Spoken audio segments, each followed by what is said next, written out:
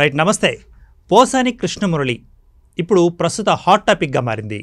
మరి పోసాని కృష్ణమురళి అరెస్ట్ వెనక ఏం కథ ఉన్నది, అదేవిధంగా అరెస్ట్ అయిన తర్వాత ఎటువంటి పరిణామాలు చోటు చేసుకోబోతున్నాయి అన్న అంశాలు ఇప్పుడు చర్చించుకోబోతున్నాం. మనతో పాటు చర్చా కార్యక్రమంలో పాల్గొనేందుకు సిద్ధంగా ఉన్నారు కేఎస్ ప్రసాద్ గారు, ప్రముఖ అనలిస్ట్. ముందుగా మనం వారిని ఇన్వైట్ చేద్దాం. సార్ నమస్తే, welcome to the Andhra Prabha news episode. ముందుగా పోసాని కృష్ణమురళి గారి హాట్ టాపిక్ గురించి ఇప్పుడు మనం మాట్లాడుకోబోతున్నాం. సో అసలు అరెస్ట్ వెనక ఏం జరిగిందంటారు మీ మాటల్లో?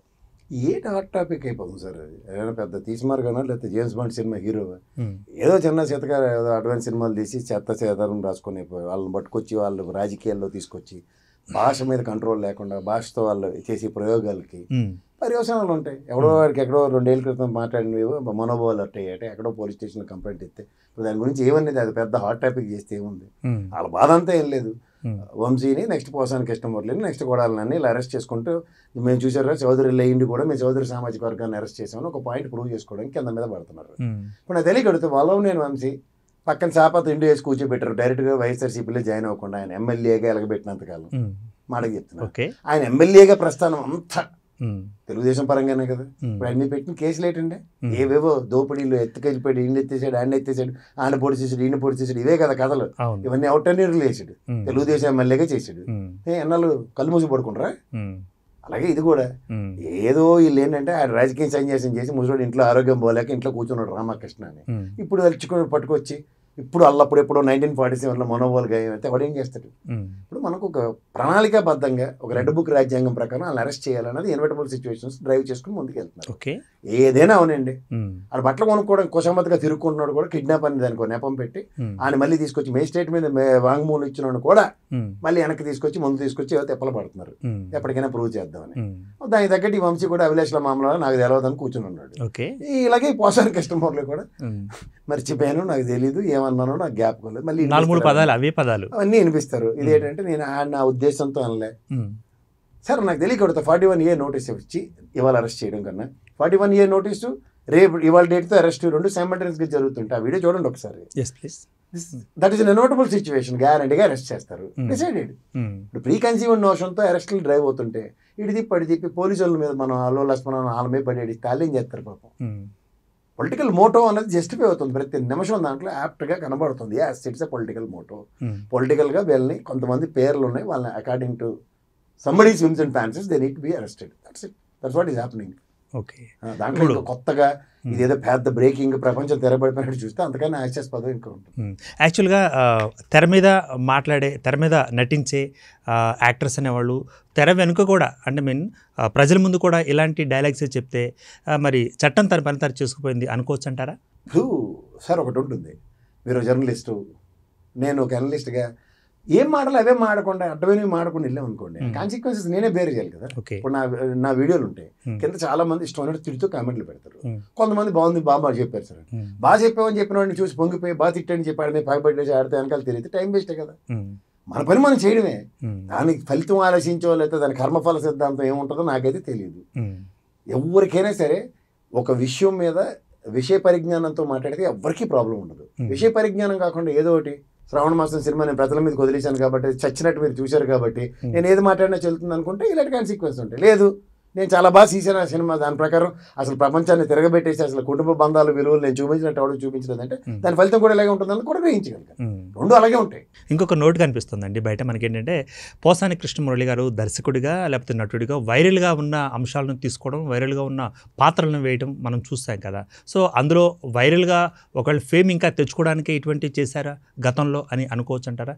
బయట అట్లాంటి టాపిక్ ఏమైనా వినిపిస్తుంది అంటారా? నాకు తెలియకూడదు సార్, ఏమో వైరల్ చేసుకుని ఏం చేస్తాడు ఈ వయసులో అయినా. ఆయన పెద్ద హీరో ఆ లెగసీ కంటిన్యూ చేయడానికి అన్నది అనుకుంటే ఏదో అనుకోవచ్చు. అది కాదు కదా, ఒక స్టోరీ, ఒక ఏదో కొన్ని సినిమాలు ఉన్నాయి, ఆయన హిట్ ఉన్నాయి, ఫెయిల్యూర్స్ ఉన్నాయి, ఆ బ్యాలెన్స్ అవుతూనే ఉంది కదా అన్నీ. లేదా సక్సెస్ఫుల్ నెరేషన్స్లో అసలు అన్ని సినిమాలు సూపర్ హిట్లు, ఇలాంటి ఎంత కష్టం ఏంటి, ఆయన ఏంటి ఎప్పుడు ఇలాంటివి పనులు చేయలేదని కాదు కదా. సర్కాస్టిక్గా సటరల్గా మాట్లాడిన విషయాలకి వాళ్ళు గ్యారంటీగా సిద్ధపడి ఉన్నారు. అది వాళ్ళు ఆయన కావచ్చు, రేపు నాకు అవ్వచ్చు, ఎవరికైనా అవ్వచ్చు, ఎవరు తప్పించుకోలేము, అంతే విధి రాత కింద చూడడమే. రైట్. ఇప్పుడు ఆ చేసిన వ్యాఖ్యలు కూడా గతంలో చేసిన అంటే గతంలో వైఎస్ఆర్సీపీ హయాంలో ఉన్న వ్యాఖ్యలు కూడా పవన్ కళ్యాణ్ గారిని లేదా చంద్రబాబు నాయుడు గారిని వ్యక్తిగతంగా దూషించినట్లుగా ఉన్న వీడియోలు కూడా ఉన్నాయంటూ దానికి సంబంధించిన కూటమి నాయకులు కూడా చెప్తున్నమాట. ఎలా తీసుకోవచ్చుంటారు వ్యాఖ్య? ఇప్పుడు మలయాళం ఏ సర్టిఫికేట్ సినిమాలు రోడ్డు మీద ఉంటాయి సార్, ఎగ్జాంపుల్ చెప్తాను. థియేటర్లో ఎంతమంది వెళ్తున్నారు దానికి? ఎల్లనోని పట్టుకుని వచ్చి నువ్వు దాని మీద విశ్లేషించంటే ఏమవుతుంది? ఎవడైనా దానికి సంబంధించినంత వరకు ఏంటి అన్నది వాళ్ళ మనోబలం. ఇప్పుడు దానికి చంద్రబాబు గారిని ఆ విధంగా మాట్లాడితే చంద్రబాబు గారు కేసు పెడితే మీరు నేను చర్చించాలి. ఓకే, చంద్రబాబు గారిని పవన్ కళ్యాణ్ గారిని మాట్లాడింది ఎవరికో నచ్చింది, మనం ఏం చేయగలుగుతాం? ఇప్పుడు రామ్ గోపాల్ వర్మన్ కూడా మన ఇన్సిడెంట్ చూడండి, అక్కడెక్కడో 2 సంవత్సరాల క్రితం ఆయన పెట్టిన ట్వీట్ ఎప్పుడో రీసెంట్గా అతనికి మనోబోల్గా అంటే దానికి ఎవడు ఏమని విశ్లేషిస్తారు? ఏమైనా అర్థం ఉందో దాంట్లో? స్పాంటేనియస్గా కేసు పెట్టారు, అయితే ఆ కేసు ఆ రోజు ఆ ప్రభుత్వం దాన్ని వీగిపోయేలా చేసింది, నా దగ్గర ఎక్నాలజ్మెంట్ ఉంది, దాన్ని మళ్ళీ కేసు రీఓపెన్ చేయడానికి నేను లీగల్ పరంగా నోటీస్ ఇచ్చాను, ఇది అంటే అవును కదా, అప్పుడు ఆ సిచ్యువేషన్స్లో ఆ సర్కమ్స్టాన్సెస్లో అవి డిమాండ్ చేసాయి కాబట్టి దర్ మే బీ ఆ పాసిబిలిటీ అనేది మాట్లాడతాం. అసలు ఏమి కాకుండా అసలు సబూ సందర్భం లేకుండా ఎంతమందికి ట్విట్టర్లు ఉంటాయి? అవును, అలా మీరు చూసుకుంటే పోసాని కృష్ణమురళి గారిని ఏమన్నా ఫాలో అవుతూ డైహార్డ్ ఫ్యాన్స్ సార్, నేను ఫ్యాన్స్ అసోసియేషన్ ప్రెసిడెంట్ని, మీరు నన్ను కూర్చోబెట్టి ఇంటర్వ్యూ చేశారంటే ఆయన ఏం మాట్లాడాడు ఏం చేశాడు నాకేం తెలుస్తుంది? ఆ టైంలో ఆ సర్కమ్స్టాన్సెస్లో ఏదో తేడాగా మాట్లాడాడు అని అవతలవాడికి అనిపించింది, ఆ కేసు పెట్టుకున్నాడు. పోలీసు వాళ్ళు చూడకుండా అయితే తీసుకురారు కదా. 100%. అసలు పోలీసు వాళ్ళ కన్నా ముందు ఆ లీగల్ టీం కానీ ఎవరైనా బాబు నీకేంటి మన తుంటి కొడితే పలు రాలి, నీకెందుకు మనోబాలు కానీ వాళ్ళు ఎవరనంటే నేను అభిమాని, నాకు ఇది అయింది అదేంది అని అతను జస్టిఫికేషన్ ఇచ్చి ఆ 111 అన్ని పెట్టిన కొత్తవి ఏవైతే మొత్తం 7 కేసులు ఎడిట్లో అవన్నీ గౌరవ న్యాయస్థానాలే క్రిస్టల్ క్లియర్గా చెప్తున్నాయి వీటి చల్లవు, వీటి మీద ఇదే వద్దని. But they are still bulldozing it. What we can do? Political ప్రెషర్లో పోలీస్ వ్యవస్థని నిర్దాక్షిణ్యంగా వాడుతున్నారు. నిర్దాక్షిణ్యంగా వాడితే వాళ్ళు మాత్రం ఏం చేస్తారు? ఇప్పుడు కొంతమందికి వీళ్ళందరూ వైఎస్ఆర్సీపీ పోలీసులను ముద్ర వేసి పెట్టారు, నెక్స్ట్ గవర్నమెంట్ అంటే వీళ్ళందరూ తెలుగుదేశం వాళ్ళు ముద్ర వేస్తారు. పాపం వాళ్ళ బాధ భరిస్తున్నారు కదా, వాళ్ళు ఏం చేస్తారు సార్ చెప్పండి? సో ఇంకా ఈయన ఇంకా ఏమన్నారంటే వ్యక్తిగత దూషణలు చేయడంతో పాటుగా ఇంకా ఏ పార్టీతో నేను సంబంధం లేదు, ఏ పార్టీకి వ్యక్తికి నేను సమాధానం చెప్పనంటూ కూడా కొన్ని వైరల్గా వ్యాఖ్యలు చేశారు. అవి కూడా అంటే ఆల్రెడీ ఆయన ఉన్నది ఇంతకుముందు వైఎస్ఆర్సీపీలో అన్నది అందరికీ తెలిసిన విషయమే. మరి ఏకంగా ఇప్పుడు పోలీస్ కేసులు లేకపోతే కేసుల సెక్షన్లు వచ్చేసరికి నాకు ఏ పార్టీకి సంబంధం లేదు, నేను ఫ్రీగా ఉన్నాను అంటూ కూడా కామెంట్ చేశారు. అంటే అప్పుడు అన్నమాట ఇప్పుడు మనం విన్నమాట ఎలా తీసుకోవచ్చు అంటే కంపారబుల్గా 3-4 నెలల తర్వాత ఇప్పుడు నేను సన్నాసిని అయిపోయాను. ఇప్పుడు గతంలో ఏదో నాకు నోరు ఇష్టమైన మాటలుంది, వాళ్ళు అయ్యప్ప మాల వేసుకున్నాను అనుకోండి ఎగ్జాంపుల్, అప్పుడు నేనేం మాట్లాడలేదు సార్, ఇక అయ్యప్ప మాల వేసుకుని నేను స్వామి అని మాట్లాడుతున్నాను అన్నట్టు అంటే చెల్తుంది. ఓకే, గతంలో మాట్లాడిన దానికి కట్టుబడి ఉండాలి. నేను మాట్లాడలేదు అన్నది డెలిబరేషన్ అయితే ఎవరు ఏం చేయలేరు. ఓ పార్టీ పరంగా మీ విధి విధానంలో మీరు ఆ టైంలో మాట్లాడింది, తర్వాత మీరు 3-4 నెలలు బట్టి మాట్లాడట్లేదు, వెరీ గుడ్, యాక్సెప్టెడ్. ఈ రెండింటికి బ్యాలెన్స్ చేసుకోవాల్సిన బాధ్యత అవతల పార్టీ మీద ఉంటుంది. ఎందుకంటే 9 నెలలు అయినా అల్లప్పుడు ఏదో మాట్లాడో ఇల్లు ఇప్పుడు ఏదో మాట్లాడో అంటే ఏం చెప్పాలి sir? Now it has to be on going government కింద ఉండాలి. ఇంకా అల్లాని పట్టుకొచ్చామా ఇల్లుని పట్టుకొచ్చామా అల్లయ్య పొల్లయ్య అరెస్ట్లు అంటే ఏం చెప్పాలి దానికి? రైట్. ఇప్పుడు వైఎస్ఆర్సీపీ నుంచి కూడా ఒక చిన్న క్వశ్చన్ వినిపిస్తుంది. ఏంటంటే అప్పట్లో మేము చేసాం కాబట్టి ఇలా ఉంది, ఇప్పుడు వీళ్ళు చేస్తున్నారు మా మీద ప్రతీకారం చేస్తున్నారంటూ కూడా వైఎస్ఆర్సీపీ ఆరోపిస్తుంది. వార్తల్లో మనం చూసాం. దీన్ని ఎలా తీసుకోవచ్చు అంటారు వ్యాఖ్య అనలిస్ట్గా? ఇప్పుడు వ్యాఖ్యలకి ఏముంది సార్, ఎవరు ఇప్పుడు నాకు నన్ను అరెస్ట్ చేయగానే ఇమీడియట్గా మా ఫ్యామిలీ ఎలా రెస్పాండ్ అవుతుంది? చాలా అన్యాయం చేస్తారు, మా ఆయన పవిత్రతని, మా ఆవిడ మా పిల్లలేమో అయ్యో మా నాన్నని మించిన వాళ్ళు లేరనే వాళ్ళు, మా అమ్మ నాన్నలు అయితే అయ్యో బాబోయ్ ఎంత మంచివాడిగా ఎంత కష్టమో, నాకు కడుపును పుట్టి నేను ఎలా పెంచానో నాకు తెలుసని వాళ్ళు మాట్లాడతారు. కానీ వాస్తవం ఏంటో అసలు అవతలోడికి నాకు మధ్యలో జరిగింది ఏంటో ఎంతమందికి తెలుస్తుంది? అట్లా ఓ పార్టీ పరంగా కొన్ని మాటలు, కొన్ని పరుష పదాలు కొంతమంది మాట్లాడిన మాట వాస్తవం. ఇప్పుడు కొడాలి నాని గారు ఆ టైంలో కొన్ని ఉన్నాయి డెలిబరేషన్స్, తర్వాత ఏమైంది, ఎవరో ముఖ్యమంత్రి గారు ఆయన మంత్రి పదవి నుంచి పదవీచ్యుతుని చేసాడు. ఇది వాళ్ళ టైప్ ఆఫ్ రియాక్షన్ అంటాం. కానీ దాని రియాక్షన్ కాకుండా ఇంకా ఇంకా ఇంకా అంటే ఇంకేం చేస్తారు అంతకన్నా చెప్పండి. ఒక ముఖ్యమంత్రి గారు ఒక మంత్రి మాట్లాడిన భాష మీద అప్రహెన్షన్స్ వచ్చినప్పుడు నా దృష్టిలో అయితే ఆయన మంత్రి పదవి తొలగించారు. ఇంకా అంతకన్నా ఇంకేముంటుంది, అక్కడితో అయిపోయింది, అది చాప్టర్ క్లోజ్. లేదు ఇంకా దాని మీద నేను ఏదో చేస్తానంటే ఏం చేయాలా? ఆయనకి పదవి పోవడం కన్నా ఇంకేమైనా పెద్ద పనిష్మెంట్ ఉంటుందా చెప్పండి? రెండోది, ఇప్పుడు వంశీ అనే వ్యక్తి డైరెక్ట్గా వైఎస్ఆర్సీపీలో జాయిన్ అవ్వకుండా చుట్టుపక్కల వరకు చుట్టుపక్కల వాళ్ళందరికీ కండు వేసాడు ఆయనకి తప్ప. ఆయన పార్టీ పరంగా ఉన్నాడు, ఆ రోజు ఏదో అసెంబ్లీ ఏదో మాట్లాడారు, ఇది ఏది తర్వాత జరిగిన కాన్సిక్వెన్స్లో పెట్టిన కేసు ఏంటి? తెలుగుదేశం పార్టీ ఆఫీస్ ధ్వంసం. పార్టీ వెళ్ళిపోయినాడు ఎవడన్నా, మీరు సీనియర్ జర్నలిస్ట్, పార్టీని ధ్వంసం చేసిన ఉదంతో ఈ చరిత్రలో ఎప్పుడైనా చెప్పండి? అవును, తక్కువ చూసాం మనం. అది ఎవడు చేయలేదు ఇప్పటిదాకా నాకు తెలిసి, తక్కువ అసలు. పార్టీని ధ్వంసం చేసినాడు ఎవడు లేడు పార్టీ ఆఫీస్ మానేసి. మా అయితే ఆ ఢిల్లీ అయితే ఖాళీ చేసి వెళ్ళిపోండి మీరు, నా ఇల్లు ఇది నా ఇష్టం, నేను ఇంకా ఈ తెలుగుదేశం పార్టీ ఆఫీస్కి వెళ్ళి వైఎస్ఆర్సీపీకి అని చెప్పినాడు, చూసాం. కానీ ఇదేంటండి? రైట్, ఓకేనండి. ఇప్పుడు మరి అప్పుడు ఒక మాట ఇప్పుడు ఒక మాట, 2 నాలుకల ధోరణులతో ఉండే పోసాని కృష్ణమురళి లాంటి వారు ఇంకా ఫీల్డ్లో ఉన్నారు, రాజకీయంలో కూడా ఉన్నారు అని అనుకుంటే మీ యొక్క కామెంట్ ఏంటంటారు? వాళ్ళకి లేరు లేరా బాబు రాజకీయాలు అంటే ఉన్నాడని నేను ఎలా ప్రేమించమంటారు, ఆయన చెప్పేసి పోయాడు. నాతో కాదు, నేను ఇంకా ఏవి పార్టీలకి సంబంధం లేదు, నేను రాజకీయాలకు అతీతుందని ఆయన చెప్పాడు. We need to confine to that. ఆయన ఏమైనా మళ్ళీ రాజకీయ అరంగేట్రం చేసినా లేకపోతే మళ్ళీ రాజకీయ ఇంకో పార్టీలో చేరినా అప్పుడు మాడాలి. కానీ ఇప్పుడు ఏది లీడర్ బాబు అంటే ఉన్నట్టుగా నేను అనుకుంటున్నానని నేనైతే విశ్లేషించలేను.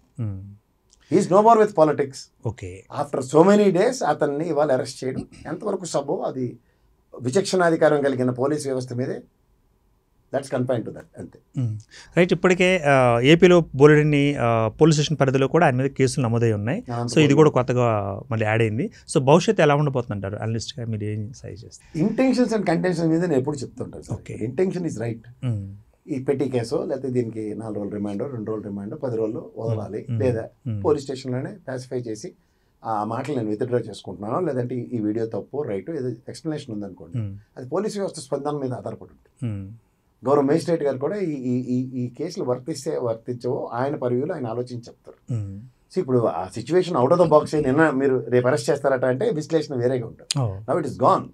So gone case now. So అక్కడ సంబంధిత మేజిస్ట్రేట్ గారు సంబంధిత పోలీస్ అధికారుల ప్రతిస్పందన మీద విశ్లేషణ ఉంటుంది.